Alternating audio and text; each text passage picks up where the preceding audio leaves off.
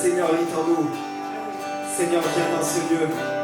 Viens proclamer, Seigneur Jésus. Alléluia. Alléluia, Seigneur Jésus. Seigneur, viens dans ce lieu. Remplis-nous de ta puissance et de ton feu. Nous voulons vivre l'unité. Que ton royaume vienne, que ton nom soit loué. Oh Seigneur, viens. Seigneur, viens dans ce lieu.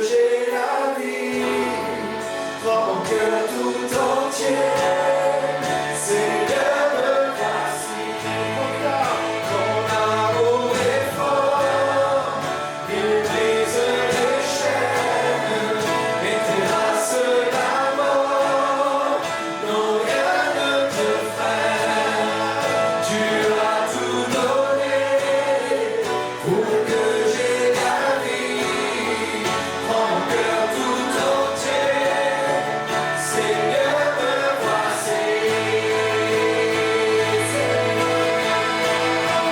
Seigneur me voici, Seigneur me voici.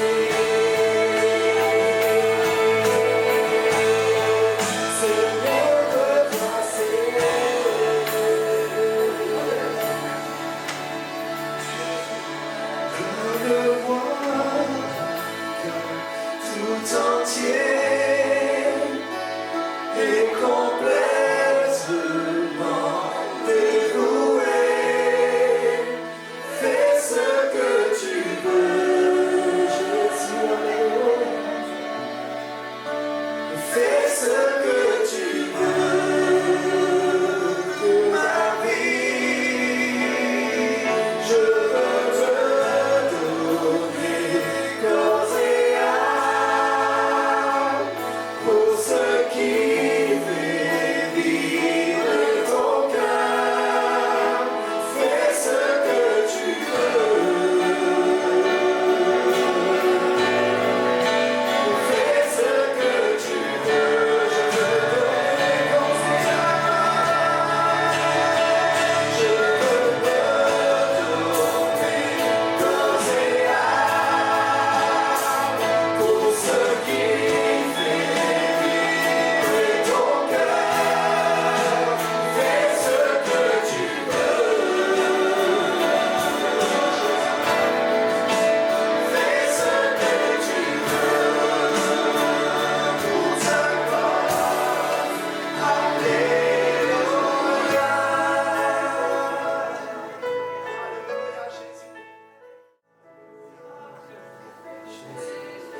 Jésus, nous te courons, nous te proclamons roi, présent au milieu de nous. Nous élevons par nos chants, nous t'adorons, nous t'exaltons. Viens établir ton trône éternel, par nos louanges, nous t'invitons. Viens Jésus prendre la place du roi. Alléluia Jésus. Jésus, nous te louons, nous te proclamons roi, présent au milieu de nous. Nous t'élevons par nos chants, nous t'adorons, nous t'exaltons. Viens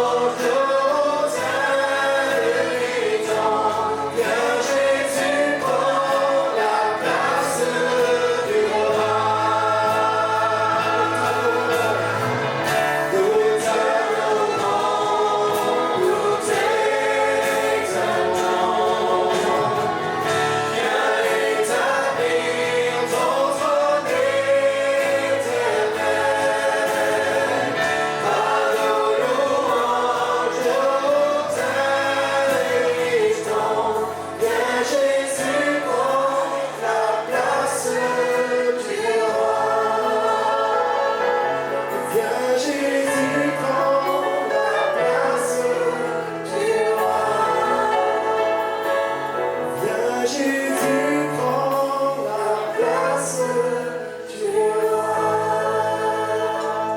Alléluia, Jésus. Viens toute ta grâce ce matin. Jésus, prends toute la place ce matin, Seigneur, dans nos vies. Rien ne passe barrière. Alléluia.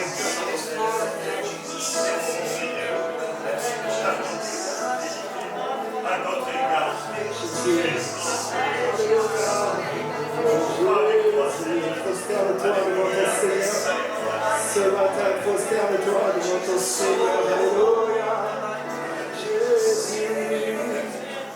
Confesse ce matin, Jésus.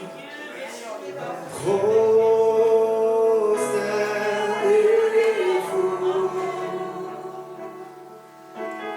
devant votre roi.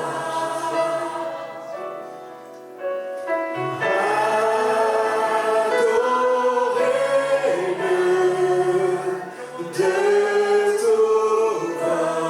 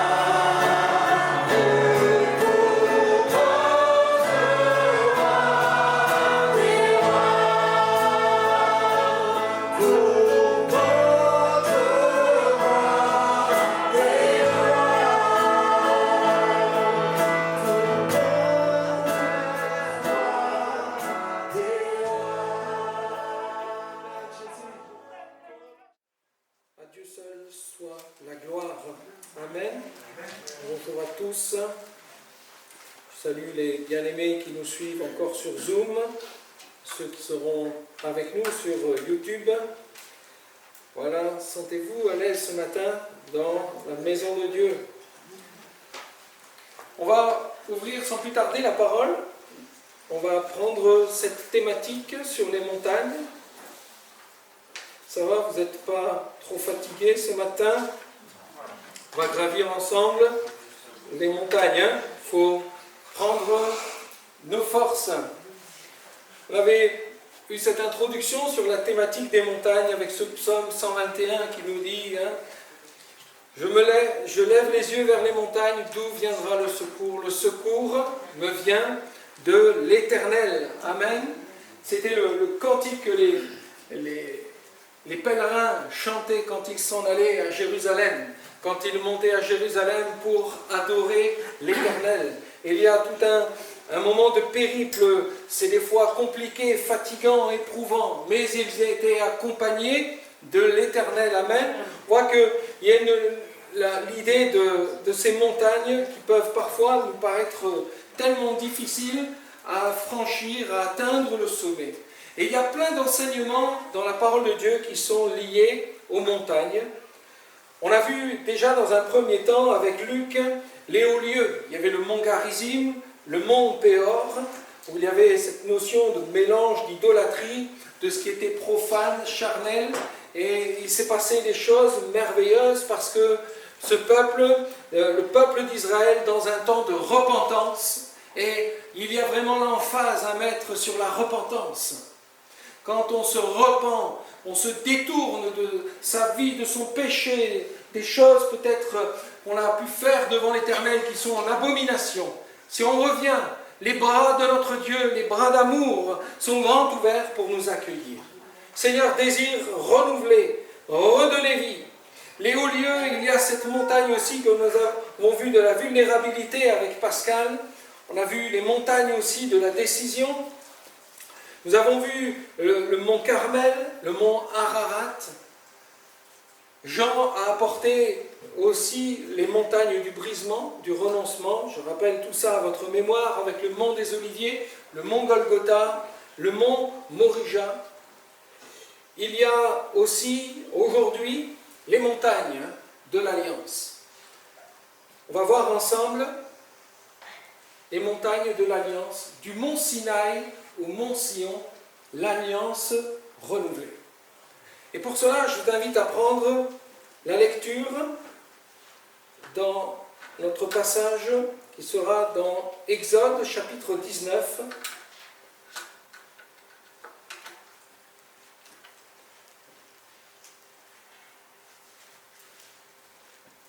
Le 3e mois, après leur sortie du pays d'Égypte, les enfants d'Israël arrivèrent ce jour-là au désert de Sinaï. Étant partis de Réphidim, ils arrivèrent au désert de Sinaï et ils campèrent dans le désert. Israël campa là, vis-à-vis de la montagne. Moïse monta vers Dieu et l'Éternel appela du haut de la montagne en disant : « Tu parleras ainsi à la maison de Jacob et tu diras aux enfants d'Israël : vous avez vu ce que j'ai fait de l'Égypte et comment je vous ai porté sur des ailes d'aigle et amené vers moi.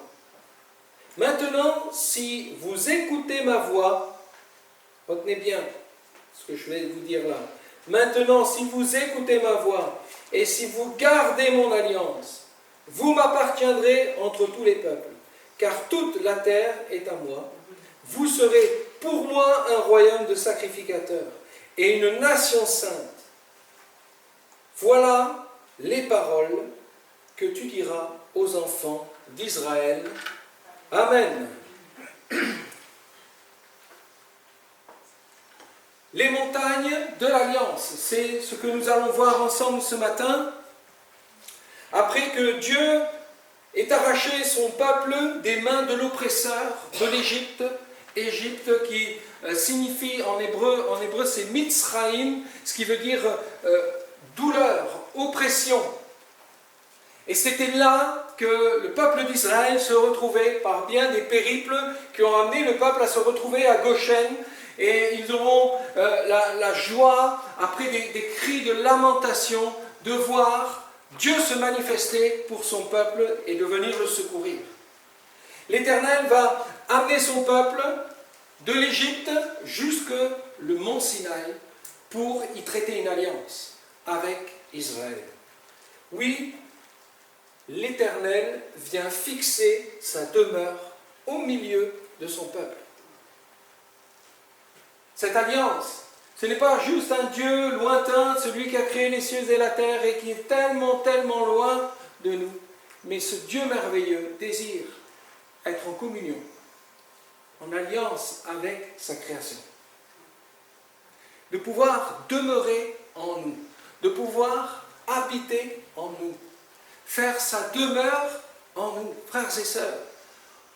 Imaginons, sommes-nous là dans cette mesure de comprendre que le Dieu qui a créé l'univers, tout ce qui se trouve, et autant nous regardons toute cette création de nos yeux et contemple, et On a parlé tellement de l'espace ces derniers temps dans les médias, de cette infinie grandeur de l'univers.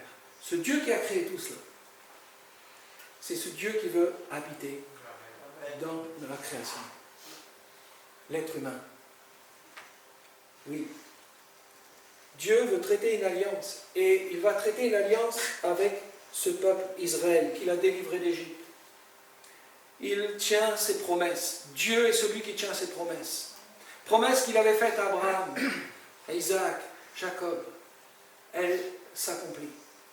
À ce moment-là, Dieu vient sortir son peuple de l'Égypte. Dieu va donner les directives nécessaires pour la construction d'un tabernacle, pour pouvoir y demeurer, habiter. Dieu va donner les instructions pour l'organisation d'un culte, de ce que le peuple va devoir lui rendre, pour être dans cette communion, habiter au milieu de son peuple. Et pour pouvoir habiter au milieu de son peuple, Dieu fait une alliance. Dieu va faire une alliance avec Israël. Et Dieu se tient sur la montagne du Sinaï, appelée aussi le mont Horeb. Et le peuple attend ici, se trouve dans cet endroit, et ils vont entendre les paroles prononcées de l'Éternel. Les 10 commandements, appelés aussi le décalogue, c'est les 10 paroles. 10 paroles qui vont être proclamées du mont Sinaï. Ils sont là sur le pied de la montagne et ils vont entendre audiblement ce que Dieu attend de son peuple. L'alliance faite avec Israël est une alliance qui va amener ce peuple à devenir une nation, à devenir un peuple dont l'Éternel est le roi. Ce n'est pas Moïse qui sera le roi, mais ce sera l'Éternel. L'Éternel veut être le roi de son peuple. Et il va amener ce peuple avec les exigences telles que Dieu les attend. Alors pourquoi le Sinaï comme lieu d'alliance? Après la sortie d'Égypte, le peuple va prendre la direction du massif du Sinaï. Et si on regarde la carte, ils sont comme partis dans une cuvette.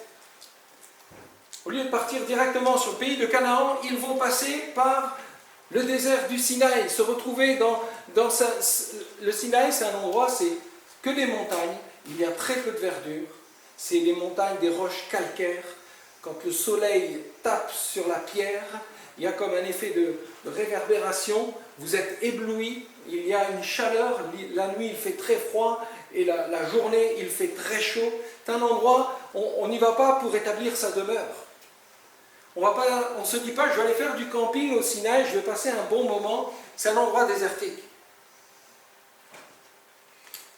Imaginez un peu le parcours qu'ils vont faire. C'est comme si vous partez de Carqueiranne pour aller sur la Londe et que vous décidez de passer par la presqu'île de Gien. Ça revient à peu près à la même chose. Pas le parcours le plus facile, mais ils avaient besoin de passer par là. Israël avait besoin de se retrouver dans le désert, d'être caché pendant tout un temps, là où Dieu va parler à leur cœur. Le chemin est éloigné de Canaan, de la terre promise, mais il faut passer par la case Sinaï. L'Éternel conduit Israël dans ce lieu désert, sec, aride, caché, ce désert du Sinaï où Dieu les attend. Dans le désert du Sinaï, ce qui est merveilleux, c'est malgré qu'il n'y avait rien, le peuple ne manquera de rien. L'eau, la manne, tout va être donné. Le peuple ne manquera de rien. Au pied du mont Horeb, Israël va vivre la plus grande et la plus belle expérience. Et je vous dis, frères et sœurs, c'est parfois dans nos déserts que le Seigneur nous parle. Je ne dirais même pas parfois, c'est tout le temps. Quand on traverse des temps de désert, des temps où on est comme isolé, où on se sent seul, on a l'impression d'être caché, c'est tellement loin de Dieu, et pourtant c'est là que Dieu nous parle. La voix des prophètes a souvent parlé comme Dieu voulait prendre son peuple et de l'amener dans un lieu désert pour lui parler. le désert. C'est l'endroit d'où provient la parole. Je vous l'ai déjà peut-être dit, en hébreu on dit midbar. Midbar pour le désert, ça veut dire d'où provient la parole. On dit en hébreu désert, en fait ça veut dire l'endroit d'où provient la parole. Et c'est souvent dans un lieu désert où Dieu nous parle. Et tu traverses peut-être le désert ce matin. Tu as l'impression que ta vie elle est sèche. Je traverse le désert, c'est aride, je ne comprends pas, mais c'est là que le Seigneur va te parler. Ce n'est pas dans les préoccupations de toute une vie, dans une vie bien remplie, bien chargée. Là, on est occupé avec plein de choses qu'on peut écouter la voix de Dieu. Non. C'est un moment de se retrouver dans un désert où on est au calme, caché dans la présence du Seigneur, et de dire Seigneur, parle-moi. D'entrer dans sa chambre, de fermer sa porte, d'être dans ce lieu secret, et d'ouvrir son cœur, et de dire Seigneur, parle-moi, rafraîchis-moi. C'est là que le Seigneur se tient. Oui, Israël, à ce moment-là, se trouve dans ce lieu désert, au pied de la montagne d'Horeb. Et il va y avoir cette alliance. L'alliance est nécessaire car Israël, à ce moment-là, n'était pas considéré comme un peuple. C'était une nation, une tribu, une famille, une grosse famille, une grande famille. Mais ce n'était pas vu aux yeux des autres peuples comme un peuple. Ils étaient nomades, ils n'avaient pas de terre, de terrain. Ils n'avaient rien. Mais la première chose que Dieu va faire avec son peuple, c'est une alliance. Ils n'avaient pas les mêmes mœurs, ils avaient les mêmes mœurs et les mêmes usages que les peuples voisins. Dieu n'était pas encore leur Dieu seul, unique. Ils avaient besoin de se débarrasser de tout ce qu'on avait pu leur enseigner dans le passé. Ils avaient tout un tas de choses, ils étaient comme les nations attachées à tout un tas de divinités. Oh, ils savaient bien que il y avait le Dieu de leurs ancêtres. Abraham, le Dieu d'Abraham, d'Isaac et de Jacob. C'était le Dieu de leurs ancêtres, mais ce n'était pas leur Dieu. On peut dire, oui, c'est le Dieu de mes parents croient en ce Dieu, mais ce n'est pas le mien. Parce qu'il n'y a pas cette expérience vécue de ce moment où, Seigneur, moi je ne veux pas seulement croire au Dieu de mes parents, mais je veux vraiment que tu te manifestes personnellement dans ma vie. Et c'est ce que le Seigneur veut faire ce matin pour toi, se manifester pleinement dans ta vie. Dieu se révèle comme le Dieu unique. Il n'y a qu'un Dieu, l'Éternel, et le Dieu qui va être là, imprégné, gravé dans leur cœur. C'est ce que Dieu veut, habiter, faire sa place dans le cœur. C'est pour cela que l'Éternel avait préparé ce moment au Sinaï pour se manifester à eux plus entièrement. Déjà les miracles vécus de la sortie de l'Égypte, la traversée de la mer Rouge, ils ont vu Dieu à l'œuvre. Mais il n'y avait pas cette alliance, cette union. Et l'Éternel avait révélé sa puissance, sa miséricorde. Mais au Sinaï, ils vont apprendre à découvrir la véritable nature de Dieu. La véritable nature de l'Éternel et de ses exigences à son égard. Comment il faut se comporter devant notre Dieu. Alors, quelle est la nature, quel est le contenu de cette alliance? Dieu fait alliance avec Israël. Pourquoi le Sinaï comme lieu d'alliance et quel est le contenu de cette alliance? Eh bien, au mont Sinaï, l'Éternel rappelle déjà les bienfaits et les délivrances. C'est moi qui vous ai fait sortir d'Égypte, qui vous ai accordé tous ces bienfaits. Et l'Éternel va leur demander quelque chose. C'est l'obéissance. Écoute, Israël. Et je vous l'avais dit, cette phrase elle est importante. Écoute, Israël. Pour obéir, il faut écouter. Et dans la racine hébraïque, Shema Israël.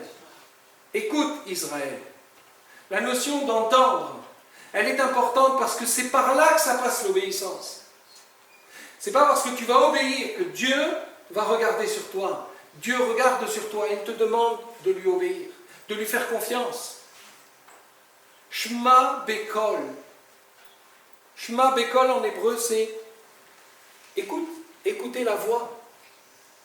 Et Dieu te parle ce matin. Dieu parle à ton cœur ce matin. Tu dis, mais comment pourrais-je obéir à Dieu?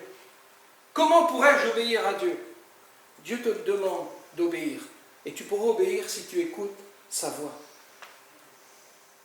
Et il se révèle à ce peuple merveilleux. Exode 19, versets 4 à 6. On l'a lu ensemble. Et il va se passer quelque chose. L'alliance va commencer, le contenu de cette alliance commence déjà par la théophanie. C'est quoi ce mot théophanie? C'est la manifestation de la gloire de Dieu. Dieu va manifester sa gloire. Dieu va se tenir présent sur le sommet de la montagne. Et qu'est-ce qui va se passer? Il va y avoir des tremblements, ça va bouger, il y aura des nuages qui vont se mettre, ça va être des fumées, du feu, c'est quelque chose d'impressionnant. La présence de Dieu, elle est là. Dieu n'était pas là pour faire peur à son peuple. Dieu n'était pas là pour les effrayer. Je ne sais pas si vous avez connu déjà les orages dans la montagne. Ça fait peur. Hein? Là, cette présence de Dieu se manifeste par le tremblement de terre, par des flammes, du feu. Il se passe des choses extraordinaires. Il y a comme la puissance de Dieu qui est là manifestée, mais la sainteté de Dieu. Il y a cette théophanie. Et il y a une voix qui va se faire entendre. Exode chapitre 20, versets 1er à 7. Ça va être les 10 commandements. Et je préfère dire les 10 paroles. Souvent, ça effraie les gens. Quand on parle de 10 commandements, on dit « Oh, il faut faire ça, nanana. » Oh.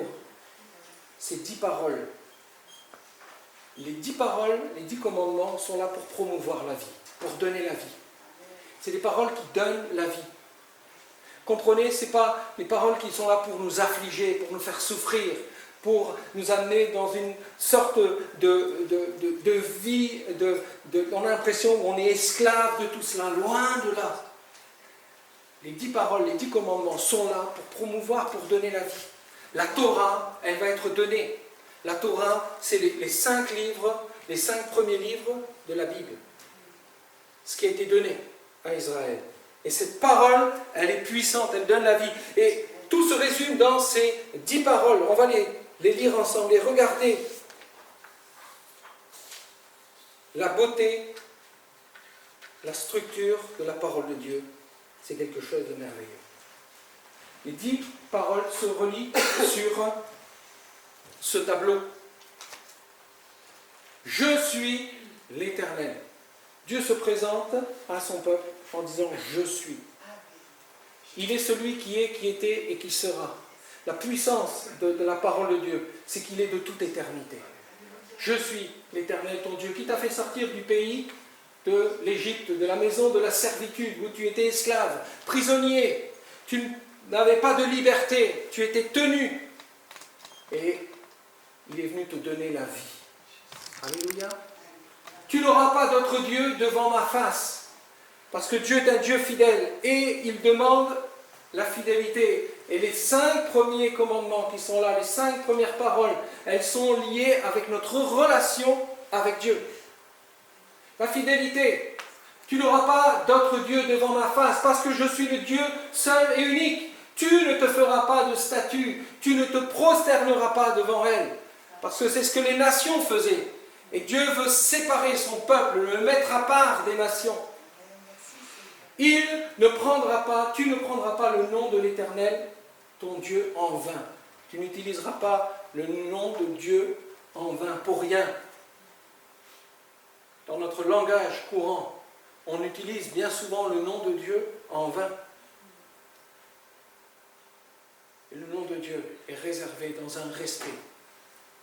C'est cette liberté qui nous est donnée, de pouvoir prononcer le nom de notre Dieu dans un temps de culte, d'adoration, parce qu'il est notre liberté. Dans cette notion de liberté qui nous est donnée, c'est le respect que nous devons avoir devant le nom de notre Dieu. La réputation, tu te souviendras du jour de Shabbat pour le sanctifier, de ce jour où tu mets à part, où tu arrêtes toutes tes activités et tu te consacres à l'Éternel. Parce que c'est là la réputation que tu vas montrer ici ta relation avec Dieu. Tu mets Dieu en priorité dans ta vie. Tu le mets en priorité dans ce premier jour de la semaine. Tu ne consacreras pas à tes activités, mais tu les consacreras à servir le Seigneur, à prendre un temps avec lui. Honore ton père et ta mère, instrument que Dieu a donné pour donner la vie. Et c'est le seul commandement qui suit avec quelque chose. Honore ton père et ta mère. Et qu'est-ce qui se passe après? Afin que tu vives longtemps, afin que tu prospères. Et c'est en lien. Ici, c'est très important. Parfois, tu pourrais me dire, mais Mathieu, tu me demandes d'honorer mon père et ma mère, mais sais-tu ce qu'ils m'ont fait, mon père et ma mère? Et la Bible demande, honore ton père et ta mère, parce que de là détient ton héritage et ta propriété, ce qui t'appartient. Et ça va dans ta relation avec Dieu. C'est ce que Dieu te demande, d'avoir ce respect. Ces 5 commandements sont aussi en parallèle avec la suite. Et la parole, elle va aller toujours vers la direction de son prochain. Notre relation avec Dieu va se communiquer sur notre prochain. Si nous avons une vie légaliste, elle ne va pas produire de fruits pour mon prochain. Mais si nous avons vraiment une relation dans l'esprit de la Torah, dans ce qui est demandé là, elle va se reporter sur mon prochain. Tu ne commettras pas de meurtre, toujours dans la notion de vie. Tu ne commettras pas d'adultère, dans la notion de la fidélité. Tu ne commettras pas de vol, c'est la liberté que le Seigneur te donne, qui est là. Tu n'iras pas au-delà, tu ne prendras pas ce qui ne t'appartient pas. Tu ne porteras pas de faux témoignages, toujours en lien avec la notion de réputation. Tu ne convoiteras rien à ton prochain, et c'est ce qui termine les 10 paroles qui sont données, c'est la convoitise. Tu ne convoiteras pas les choses de ton prochain. Si on prend quelques exemples, la lecture légaliste est différente de l'esprit de la Torah, du décalogue, car l'objectif est de promouvoir la vie. Si on accomplit ça, il y a forcément du fruit qui en ressort. Regardez, le 6e commandement, je ne vais pas tuer, mais je vais m'investir pour mon prochain. Je vais tout faire pour son bonheur. Je vais me donner à mon prochain.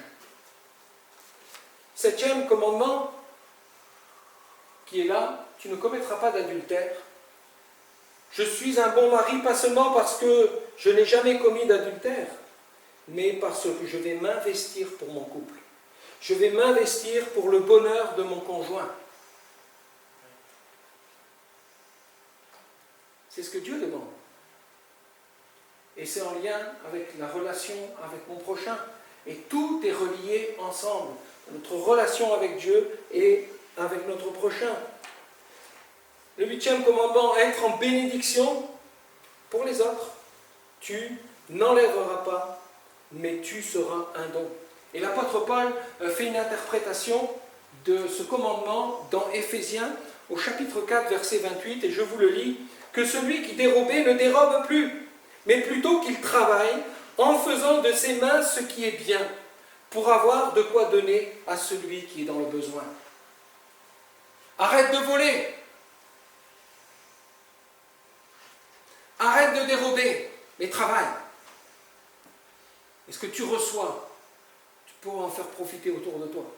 Ce que tu gagneras, tu pourras en faire profiter autour de toi. Soyons honnêtes. Vous savez, on prie souvent, Seigneur, permets que je gagne plus d'argent pour que ça... Et on est là, on est dans cette prière, souvent de gagner plus, mais gagner plus pourquoi? Pour mon prochain. Parce que ce que je vais recevoir, je vais pouvoir le donner. La vie, ça ne tourne pas autour de notre nombril, mais de pouvoir donner, pas de pouvoir garder. Vous avez des gens, ils s'amassent des biens, et ils finissent par mourir, et personne n'en a profité. Dans une solitude complète, on garde tout. Moi, je bénis le Seigneur de ce qu'il me donne et de ce que je peux donner. Je remercie le Seigneur. Alléluia. Parce que tout me vient de lui. Tout m'est donné de lui. 9e commandement, tu ne vas pas véhiculer du mensonge, mais il faut bénir ton prochain. Dire du bien de ton prochain. Dire la vérité de ton prochain.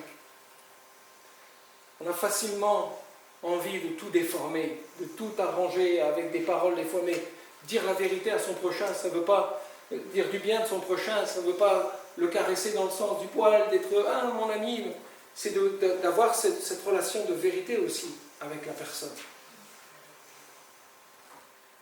On a facilement, on divulgue tellement de choses, on déforme tellement de choses, et il faut bénir son prochain. Dire Seigneur, tu connais la vie de mon frère, Seigneur, et je ne veux pas le maudire, mais je veux le bénir, je veux l'encourager, je veux l'aider. Alors, quand on regarde ces 10 paroles qui sont transmises, véhiculées, vraiment, si on ne veut pas être dans un esprit légaliste, il y a besoin de quelque chose. Il faut une transformation. Parce que pour accomplir tout ça, de nous-mêmes, on ne peut pas. On n'y arrive pas. Et ça, c'est toute l'histoire d'Israël. On a voulu faire, on a voulu accomplir, on a voulu montrer, oui Seigneur, on fera tout ce que tu diras. Et c'est ce qu'ils ont dit. Pourquoi ils n'ont pas dit, ça va être trop dur, ça va être trop compliqué, on ne pourra pas, Seigneur, donne-nous. Mais cette alliance, elle va projeter sur une autre alliance. Les cœurs auront besoin d'être changés. Et ça va devoir être gravé dans les cœurs. Et on le verra par la suite.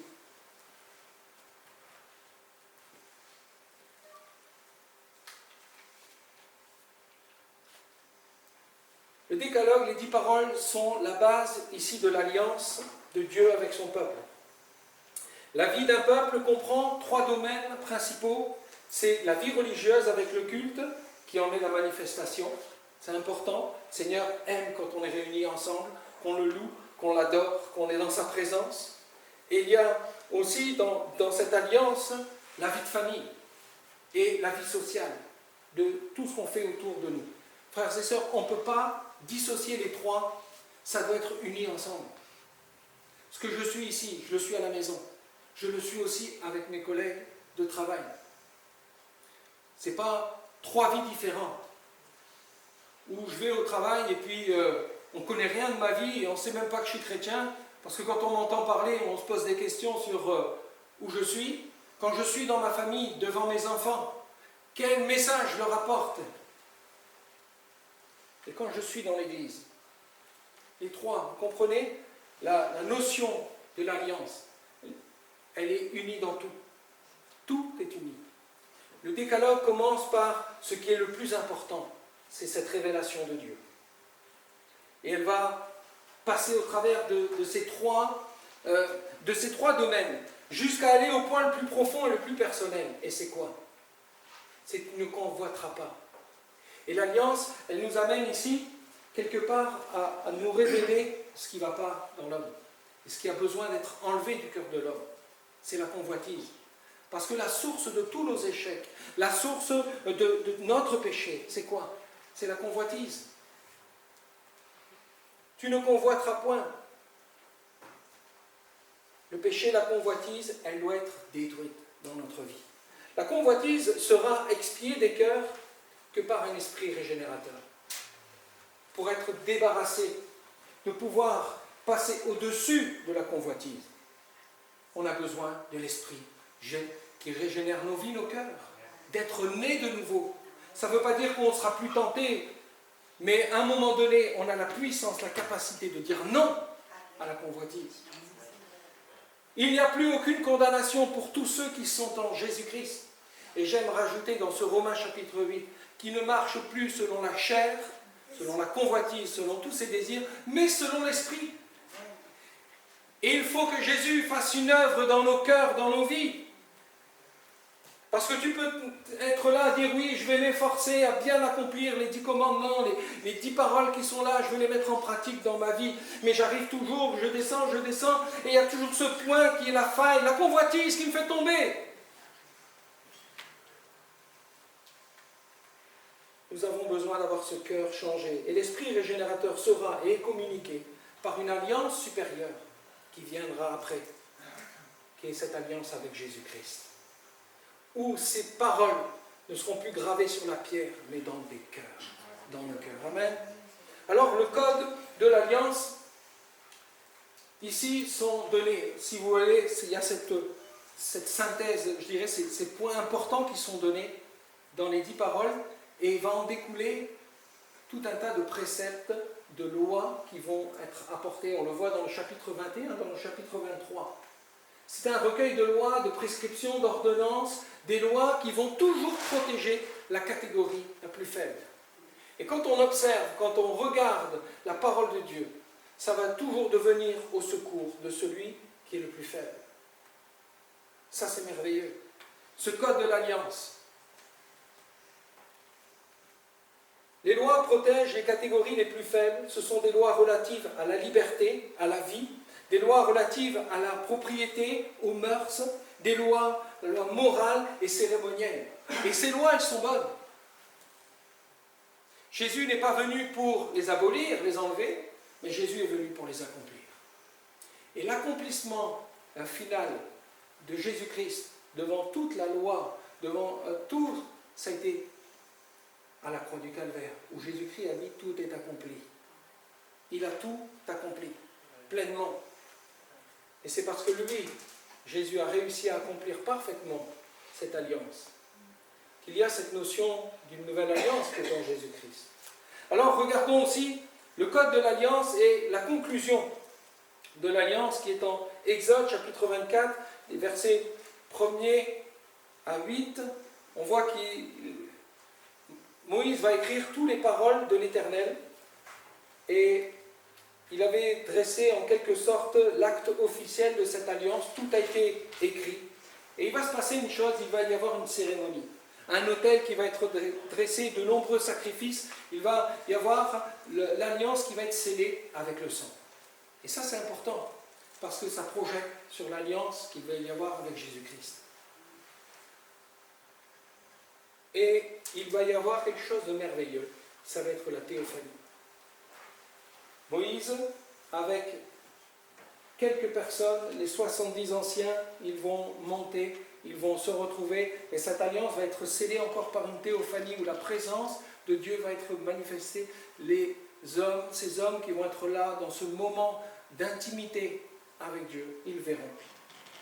Ils verront la gloire de l'Éternel. Waouh! C'est pas merveilleux ça? L'alliance du Sinaï, c'est le don de la Torah. Et le but de la Torah, c'est de promouvoir la parole, c'est de promouvoir la vie. Deutéronome chapitre 5, versets 32 à 33. Dans cette conclusion, Moïse va dire ceci au peuple de la part de l'Éternel. Vous ferez avec soin ce que l'Éternel, votre Dieu, vous a ordonné. Vous ne vous en détournerez ni à droite ni à gauche. Vous suivrez entièrement la voie de l'Éternel, votre Dieu, vous a prescrite, afin que vous viviez, que vous prolongiez vos jours dans le pays dont vous aurez la possession. Amen. Il y a la notion de vie. Ici, il y a la notion de quelque chose, de bonheur. En fait, en accomplissant cette parole déposée dans nos cœurs, cette Torah qui est là pour promouvoir la vie, quand elle est dans nos cœurs, il se passe des choses. Elle porte du fruit. Et vous savez, la tradition juive rapporte que la Pentecôte, Shavuot, c'est le don de la Torah. Bientôt, nous, on va fêter, il va y avoir la fête de la Pentecôte. Et la fête de la Pentecôte, pour nous, pentecôtistes, c'est le baptême du Saint-Esprit. C'est là où les disciples vont être baptisés du Saint-Esprit. Mais il y a d'abord, dans cette pensée, la Pentecôte, c'est le don de la Torah. Le don, c'est là où le peuple d'Israël va devenir un peuple. On peut prendre le slide suivant. On peut passer encore. On passe encore ici. Ça, c'était la lecture qu'on aurait dû prendre.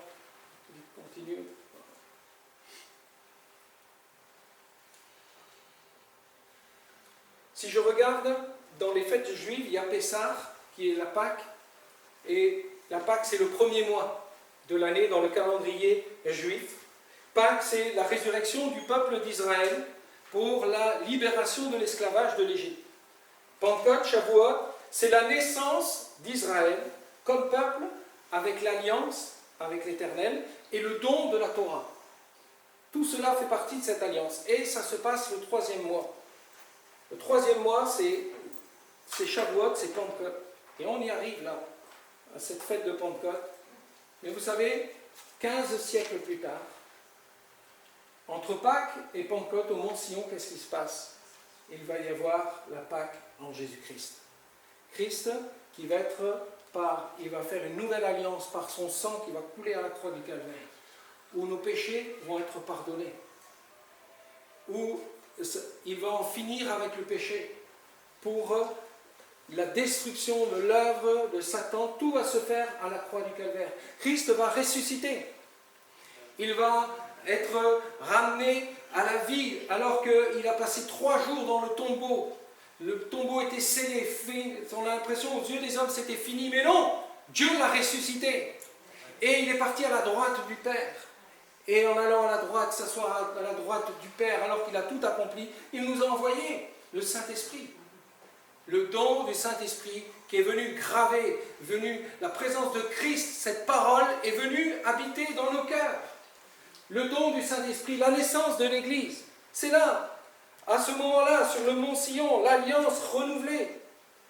Hommes et femmes étaient réunis à Jérusalem, ils étaient cachés, ils avaient peur. Ils étaient dans leur lieu désert, enfermés dans cet endroit où Dieu leur avait demandé d'attendre.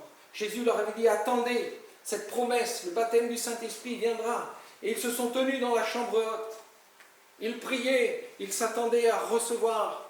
Et Jésus les a baptisés du Saint-Esprit. Amen. Le 3e mois, les disciples reçurent le don du Saint-Esprit.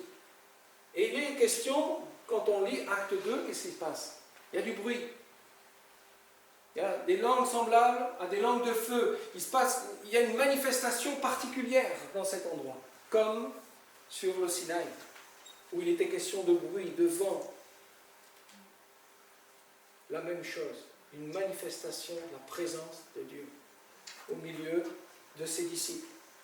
Le consolateur, l'esprit de vérité, va les saisir d'une force. Et qu'est-ce qu'ils vont faire? Une fois qu'ils vont être baptisés du Saint-Esprit, le bruit va s'en répandre. Ils vont sortir. Pierre va prêcher comme il n'a jamais prêché de sa vie. Un message d'une puissance. Le don de la Torah va être révélé, va être manifesté. Ce message puissant de Jésus-Christ va être prononcé autour d'eux. Et Pierre va commencer avec ceci. Hommes juifs, vous tous qui séjournez à Jérusalem, sachez ceci et prêtez l'oreille à mes paroles. Écoute! Et là on revient sur le Shema Israël. Écoute peuple, repens-toi, détourne-toi de ton péché, retourne, viens à Jésus-Christ, celui qui peut sauver ta vie. Et c'était là la prédication de Pierre. Et cette parole qui doit être annoncée aux nations et au peuple, à tous ceux qui sont autour de nous, c'est que Jésus-Christ pardonne les péchés, il sauve et il délivre. Quand Pierre va continuer dans son discours, il va dire aux hommes israélites, écoutez ces paroles. Écoutez. C'est le Shema Israël de Deutéronome chapitre 6 verset 4. Écoute Israël, notre Dieu est le seul. Il n'y en a pas d'autre, il est le seul. Éternel, tu aimeras l'Éternel de toute ton âme, de toute ta force. Et ces commandements que je te donne aujourd'hui, ils vont être gravés où? Gravés sur ton cœur. Et l'alliance renouvelée au mont Sion, c'est l'alliance gravée dans les cœurs. Le Saint-Esprit qui est venu faire sa demeure en nous. Amen.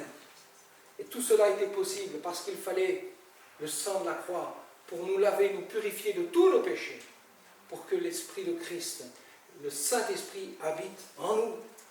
Hébreux chapitre 8, verset 10, nous donne cette interprétation. Voici l'alliance que je ferai avec la maison d'Israël après ces jours-là, dit le Seigneur. Je mettrai mes lois dans leur esprit, et je les écrirai dans leur cœur, et je serai leur Dieu, ils seront mon peuple. Et l'auteur de l'Épître aux Hébreux reprend cette prophétie merveilleuse de Jérémie, en Jérémie 31, verset 33, où il est dit la même chose, je mettrai ma loi au-dedans d'eux, je l'écrirai dans leur cœur, et je serai leur Dieu, ils seront mon peuple. Cette promesse, frères et sœurs, qui était là annoncée par Jérémie le prophète, elle s'est accomplie, alléluia, en Jésus-Christ. Et encore celui qui accepte et qui ouvre son cœur, et qui écoute cette parole et qui l'entend ce matin, accepte Jésus, parce qu'il veut mettre en toi quelque chose de nouveau, te donner un cœur nouveau, changer ta vie. Et si tu arrives à te dire, mais moi, quand je suis là, dans ce décalogue, à regarder là, ces 10 commandements, et que j'arrive au bout, et dans le je ne convoiterai pas, pour moi c'est impossible, c'est compliqué, j'y arrive pas, c'est difficile, mais le Seigneur va changer ton cœur. Il va transformer ton cœur, pour que tu puisses passer au-dessus de ça. Le cœur changé, le cœur régénéré, c'est l'œuvre de Jésus-Christ. Jésus avait cet entretien avec Nicodème. Nicodème, c'était un homme qui scrutait la loi, et il voulait bien accomplir les choses, il voulait s'y tenir. Lui, il avait cette révélation aussi, cette pensée de la Torah, de la parole de Dieu, qu'il voulait tenir, la serrer contre son cœur. Mais Jésus lui dira, mais il faut naître de nouveau. Il faut que tu puisses naître de nouveau. Parce que si tu n'es pas de l'esprit, il n'y a rien qui pourra changer dans ta vie. Cet homme légaliste, qui aimait la parole, qui aimait la loi, et était venu auprès de Jésus. Jésus va lui dire, mais il te reste une chose, débarrasse-toi de tous tes biens. Pour lui, c'était quelque chose qui tenait cette convoitise. Il gardait son argent. Ça aurait pu être autre chose. Mais pour cet homme, c'était bien particulier, c'était ça. Oh, cet homme disait, moi j'accomplis la loi parfaitement, je fais les choses parfaitement, waouh, c'est bien. Mais son cœur n'était pas changé. Le cœur de l'homme a besoin d'être changé, transformé. Paul va donner aussi une interprétation dans son épître, aux Romains chapitre 13, versets 9 à 10. En effet, les commandements sont là, tu ne commettras point d'adultère, tu ne tueras pas, tu ne convoiteras point. Et ce qu'il peut encore y avoir se résume dans cette parole, tu aimeras ton prochain comme toi-même. Amen. Mais l'amour ne fait point de mal au prochain. L'amour est l'accomplissement de la loi. Frères, sœurs, on a besoin d'avoir un cœur passionné, d'aimer notre Dieu. Et pour l'aimer, pour que cette alliance soit faite dans nos vies, dans nos cœurs, il faut que nous puissions l'accepter. Dieu ne va pas imposer son alliance sur nos vies. Son alliance, désir de... Il nous appelle. Écoute ce matin cette voix qui t'appelle, cette voix qui parle à ton cœur, parce que le Seigneur désire faire sa place dans ton cœur, désire changer ta vie, désire pardonner ton péché, mais il faut que tu l'acceptes, que tu le reçoives. L'alliance renouvelée à Sion, elle est tournée vers son prochain. Si on regarde les premiers disciples, qu'est-ce qu'ils ont fait les premiers disciples? Ils ont reçu les dons du Saint-Esprit. Nous, pentecôtistes, on est là, oui, on veut le baptême dans le Saint-Esprit, les dons du Saint-Esprit, etc. Mais si on n'a pas l'amour, ça ne sert à rien. Si on aime son prochain, si on aime celui qui se perd dans le péché, qui est là en train de se détruire, on sera ce désir dans nos cœurs d'être renouvelé dans le Saint-Esprit, de recevoir le baptême du Saint-Esprit pour proclamer la parole de repentance, pouvoir faire connaître Christ. Les dons du Saint-Esprit, ce n'est pas l'échelon que le super chrétien peut atteindre et c'est bon, tu y arrives et tu es au bout là. Non.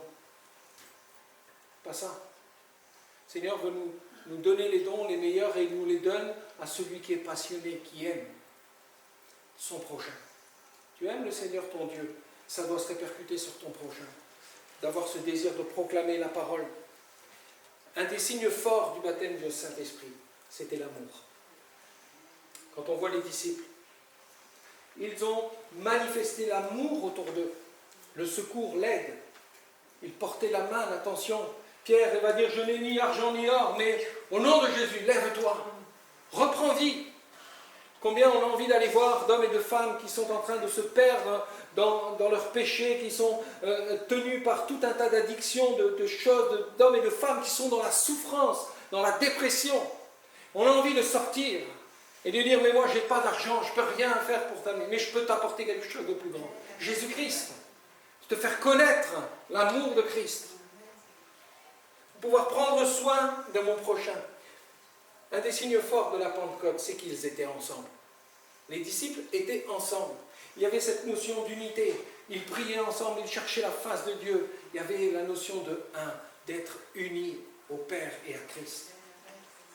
Alléluia. Oui, l'amour pour son prochain. Quand on voit les disciples, l'église a démarré. Les cathédrales ne sont pas sorties de Jérusalem, il n'y a pas eu des gros beaux bâtiments qui sont sortis de la terre, non, c'était des hommes et des femmes. L'édifice, c'était ça. Et je dirais plus, ils mettaient tout en commun. Il n'y avait personne qui était dans le besoin. C'est ça l'amour. D'être tourné vers son prochain. De prendre soin de son prochain. Ça, c'est l'un des signes de la Pentecôte. Amen. Prions ensemble.